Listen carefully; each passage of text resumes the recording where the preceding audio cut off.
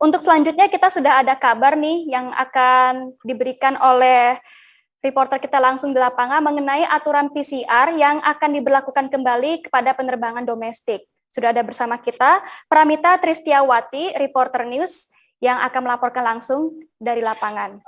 Halo Mita. Halo Ratu. Baik Terdengar Mita, jelas ya? untuk saat ini sedang berada di Bandara Soekarno-Hatta bukan?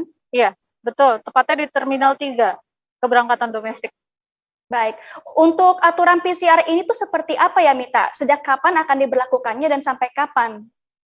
Baik, sesuai dengan surat edaran atau SE Satgas Penanganan COVID-19 nomor 21 tahun 2001 dan SE Kemenhub nomor 88 tahun 2001 berbunyi tes PCR itu berlaku setelah sampel diambil 2 kali 24 jam untuk bepergian di Jawa, Pulau Jawa atau Bali ke pulang pergi seperti itu. Kemudian untuk PPKM level 1 dan 2 di luar Pulau Jawa dan Bali itu diperbolehkan PCR atau antigen seperti itu, Ratu. Baik, Mita. Dan artinya ya, kalau misalkan mereka yang sudah divaksin tetap harus wajib PCR ya?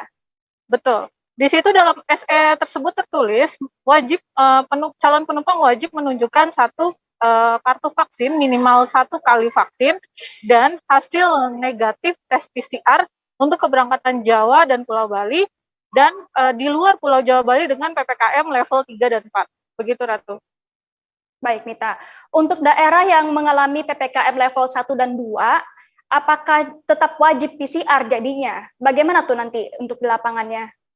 Kalau dalam SE tersebut berbunyi untuk PPKM level 1 dan 2 tertulis 2 pilihan, PCR atau antigen. Seperti itu. Misalnya saya beri contoh dari Bandara Soekarno-Hatta tujuan ke Medan atau Kepulauan Riau yang sampai saat ini PPKM-nya adalah level 2, itu boleh PCR atau antigen dengan hasil negatif plus kartu vaksin minimal 1 kali dosis.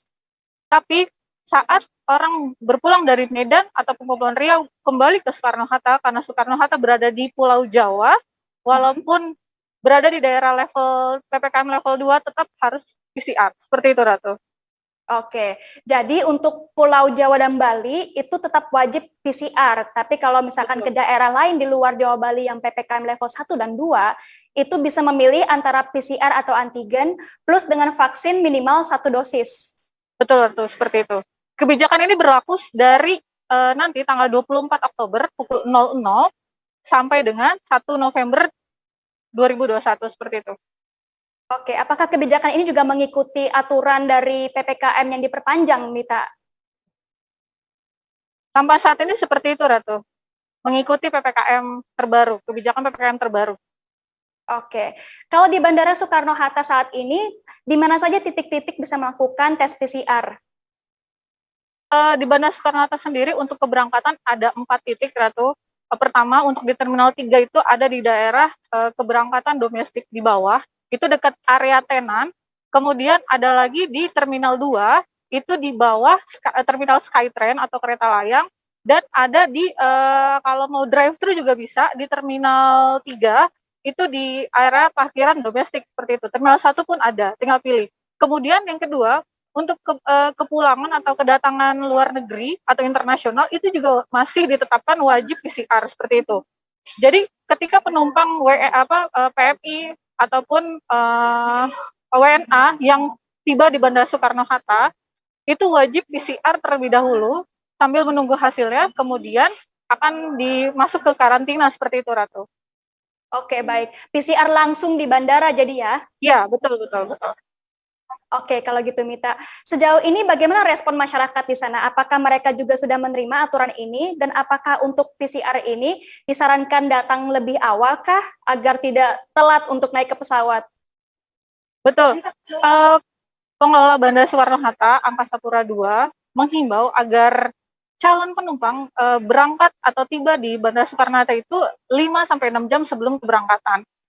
Atau karena ini untuk pemeriksaan. Misalkan pertama dia belum PCR, di sini tersedia 24 jam, 1 kali 24 jam. Jadi tinggal pilih lokasi mana yang strategis atau dekat dengan pintu keberangkatan. Kedua, harus melewati berbagai macam pemeriksaan dokumen. Jadi memakan waktu lama. Jadi ketika misalkan si calon penumpang itu datang di waktu mepet dengan boarding 1 atau 2 jam, itu dikhawatirkan akan memakan waktu, begitu Ratu. Baik.